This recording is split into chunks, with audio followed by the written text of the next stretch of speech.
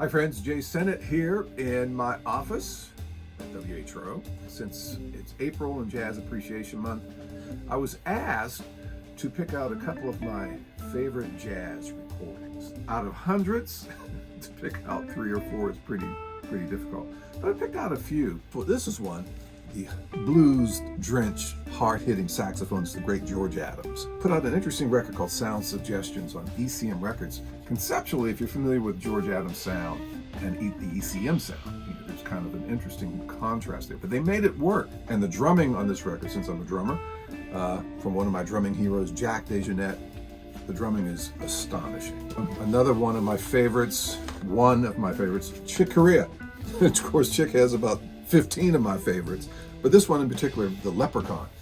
The writing is simply just sensational.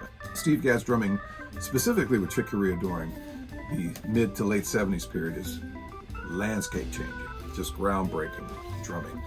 Thelonious Sphere Monk, one of my pianistic heroes. Monk was just, he was an original from day one.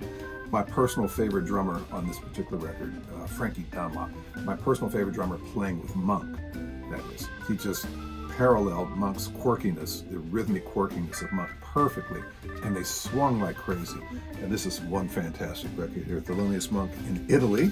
One of my drumming heroes for sure. I actually just got the opportunity to play at the Max Roach Centennial Celebration Jazz Festival in North Carolina. Here's one by Max called Speak Brother Speak, live record, and there are only 2 songs on this album. So it's kind of strange when it was recorded, they weren't releasing jazz, they weren't releasing extended play compositions back in this day. So that's kind of rare in that regard. But the intensity, the emotional content in this record, it's pretty powerful stuff. And Max was the first drummer that approached drum set that I heard from an orchestral point of view, not miscellaneous percussion, but drum set. He also composed for solo drum set performance too. Max did some very innovative, original things coming out of the bebop period in jazz. So those are 4 of some of my favorite jazz recordings out of hundreds to celebrate a little bit of Jazz Appreciation Month. So maybe you'll check out some of these recordings and check out Sinnet in Session on WHRV FM. Thanks.